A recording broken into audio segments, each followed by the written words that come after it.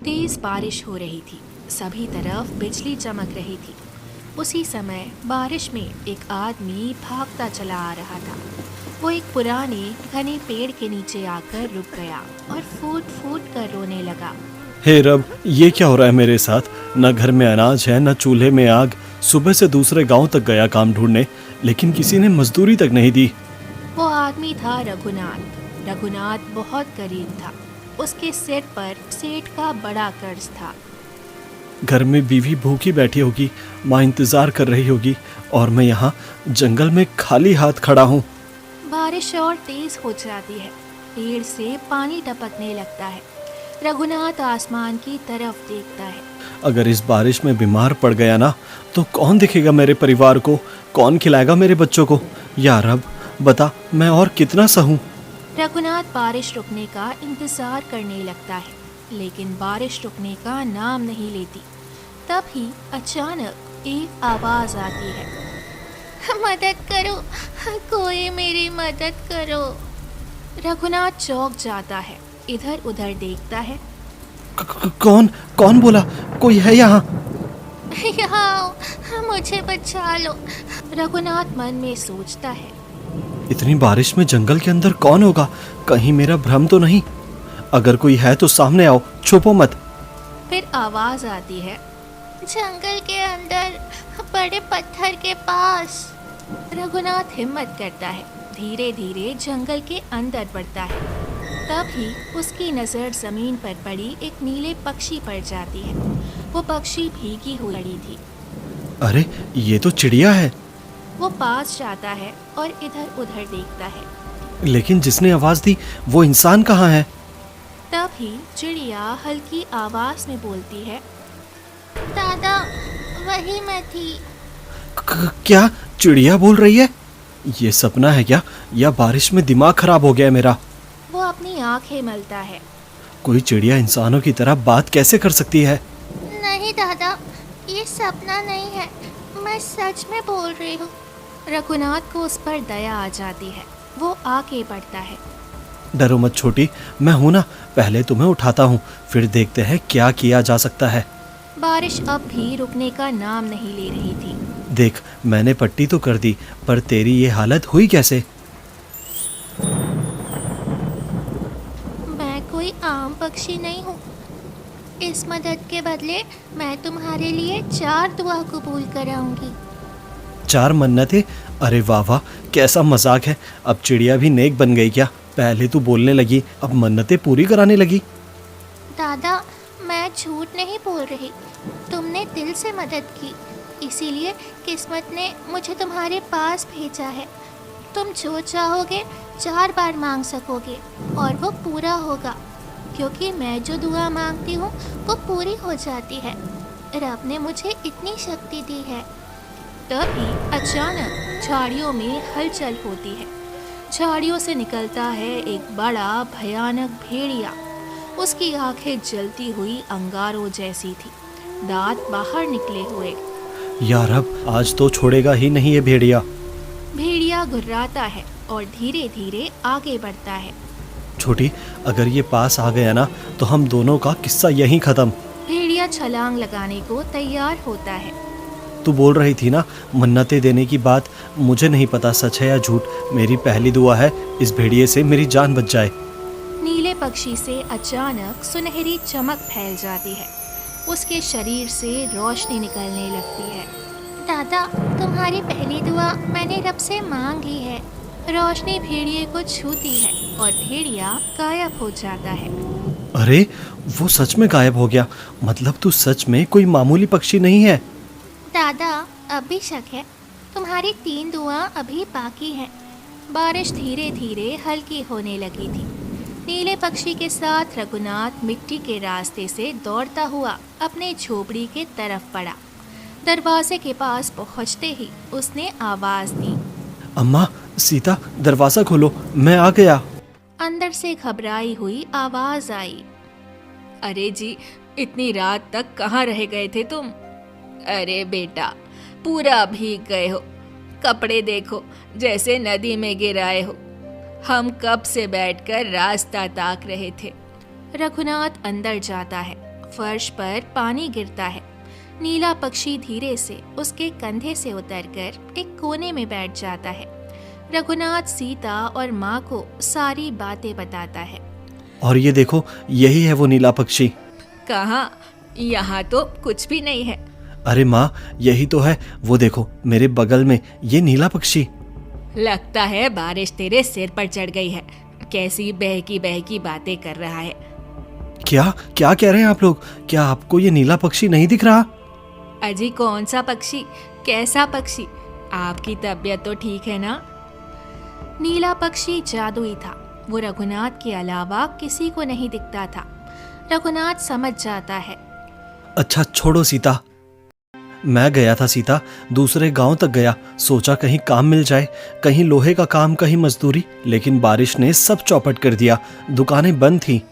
तभी अचानक तेज आवाज सुनाई दी।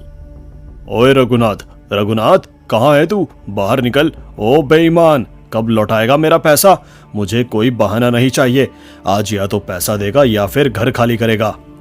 रघुनाथ, सीता और माँ तीनों चौंक जाते हैं।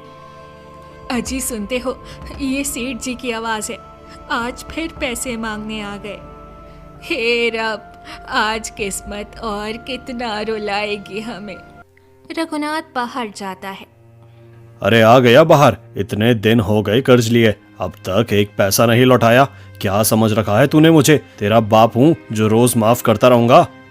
सेठ जी थोड़ा सब्र रखिए, बारिश की वजह से काम बंद था, मैं कोशिश कर रहा हूँ। कोशिश? पेट कोशिश से नहीं भरता रघुनाथ, मेरे पैसे हवा में उड़ गए क्या? सीता और माँ भी बाहर आ जाती हैं। सेठ जी, हम गरीब लोग हैं, 2 दिन से घर में चूल्हा नहीं जला, आज बच्चे भी भूखे हैं, थोड़ा वक्त दे दो बेटा। वक्त? कर्ज लेते समय वक्त नहीं याद आया? मेरे पैसे मजाक है क्या? सेठ जी, हम झूठ नहीं बोल रहे, खाने को भी घर में कुछ भी नहीं है, आप ही बताइए पैसा कहाँ से दे? तो मेरी गलती है? भूखे हो तो सड़क पर जाओ, मेरे पैसे वापस चाहिए मुझे। सेठ जी घर छीन लेंगे तो हम जाएंगे कहाँ? बारिश में, भूख में, बीवी माँ को लेकर सड़क पे सोऊं क्या? ये सब सोचने से पहले कर्ज क्यों लिया था? आखिरी बार सुन लो, या तो अभी पैसा दो या फिर ये घर अब मेरा। रब के लिए मत उजाड़ो मेरा घर। बहुत हो गया नाटक, इन सबको बाहर फेंको, घर पर ताला लगाओ। सेठ के आदमी आगे बढ़ते हैं। आदमियों ने रघुनाथ को धक्का दिया और उन सभी को बाहर निकाल दिया। अब ये घर मेरा है, जब पैसे हो जाए तब आकर बात करना। सेठ और उसके आदमी चले जाते हैं। हे रब, हमने किसका क्या बिगाड़ा था? ना खाना, ना काम, अब सिर छुपाने को जगह भी नहीं। मेरी वजह से सब उजड़ गया, ना मैं अच्छा बेटा बन सका, ना अच्छा पति। नीला पक्षी धीरे से उड़कर रघुनाथ के कंधे पर बैठ जाता है। 3 इच्छाएं, पर अब उनका क्या करूं? जब सिर पर छत ही नहीं रही, जब माँ भूखी बैठी है, जब मेरी पत्नी की आंखों में आंसू ही आंसू हैं, तो इच्छाएं किस काम की? रघुनाथ, इच्छाएं उसी के लिए होती हैं जो हार मानने से पहले एक बार और सोच सके। तुम मेहनती हो, दिल के साफ हो और दूसरों के दर्द को समझते हो, इसीलिए मैं तुम्हारे साथ हूँ। अब बताओ तुम क्या चाहते हो?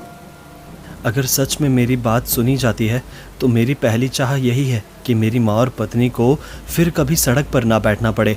मुझे कोई छोटा सा झोपड़ा नहीं चाहिए, मुझे एक बड़ा, मजबूत और सुंदर घर चाहिए, जहाँ बारिश भी अंदर ना आए, जहाँ डर भी पास ना फटके, जहाँ हम चैन से जिंदगी जी सके। नीले पक्षी के पंखों से तेज नीली रोशनी निकलने लगती है और वो रब से दुआ करती है। तो सुन लो रघुनाथ, तुम्हारी दूसरी इच्छा अब पूरी होती है।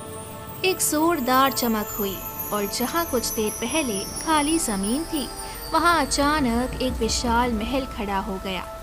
ऊंचे दरवाजे, चमकती दीवारें और चौड़ा आंगन था। ये रहा हमारा नया घर, चलो अंदर चलो, हमें नहीं जरूरत है अब उस छोटी झोपड़ी की। अजी, ये सच में हमारे सामने है, मैं सपना तो नहीं देख रही। इतना बड़ा घर हम जैसे गरीबों के लिए, ये कैसे हो गया बेटा?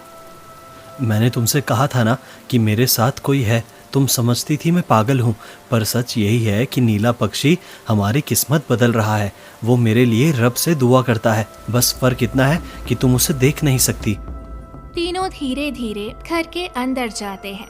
अंदर सोने की तरह चमकता फर्श, मुलायम बिस्तर था। नीला पक्षी, कल तक मेरे पास कुछ भी नहीं था, आज इतना बड़ा मकान है, सिर पर छत है। रब का बहुत बहुत शुक्रिया जो रब ने तुम्हें मेरे पास भेजा। रघुनाथ, तुम्हारे पास अब भी तो इच्छा बाकी है। जो मन चाहे बेझिझक बोलो। मैं चाहता हूँ कि मेरे घर में कभी गरीबी का नाम ना आए। मुझे इतना धन चाहिए कि पूरे गांव में कोई मुझसे अमीर ना हो। मुझे सोना चांदी चाहिए, नोटों के ढेर चाहिए। मेरी माँ को अच्छे कपड़े मिले, मेरी पत्नी को रानियों जैसी जिंदगी मिले, हमें स्वादिष्ट खाना खाने को मिले, अच्छे गहने पहने और किसी के आगे हाथ फैलाना ना पड़े। ठीक है, तुम्हारी तीसरी इच्छा अब पूरी होती है। नीले पक्षी के पंखों से तेज रोशनी निकलती है। पूरा कमरा चमकने लगता है। एक पल में ही सोने के सिक्के, चांदी के बर्तन, नोटों के ढेर, रेशमी कपड़े, गहने और राजाओं जैसा खाना कमरे में भर जाता है। रघुनाथ हक्का बक्का रह जाता है। हे रब, इतना सारा धन, ये सब हमारा है। मैंने पूरी जिंदगी में इतना सोना कभी नहीं देखा बेटा। रघुनाथ मुस्कुराता है। हाँ माँ, अब ये सब हमारा है। अब तुम्हें फटे कपड़े नहीं पहनने पड़ेंगे, अब किसी से उधार नहीं मांगना पड़ेगा, अब हमारा वक्त भी बदलेगा। अगली सुबह गांव में हलचल मच चुकी थी। जिस गांव में कल तक रघुनाथ को कोई पूछता नहीं था, आज उसी गांव में उसके नाम की चर्चा होने लगी थी। लोग आपस में कानाफूसी कर रहे थे। गांव वाले कह रहे थे रघुनाथ अमीर हो गया, रातों रात महल खड़ा हो गया, सोना चांदी बरस गया है उसके घर में। और ये खबर सबसे पहले पहुंची सेठ के कानों तक। एक आदमी हांफता हुआ, दौड़ता हुआ सेठ के पास आया। सेठ जी, अनर्थ हो गया। अरे ओए, सीधा खड़ा होकर बोल, ऐसे क्यों भागता चला आ रहा है? आसमान टूट पड़ा क्या? सेठ जी, आप यकीन नहीं करेंगे, जो आदमी कल तक आपके दरवाजे पर रोता था, आज वो राजा बन गया। राजा? क्या बोल रहा है? कौन बना राजा? नाम बता पहले। रघुनाथ, सेठ जी रघुनाथ। सेठ चौंक उठा।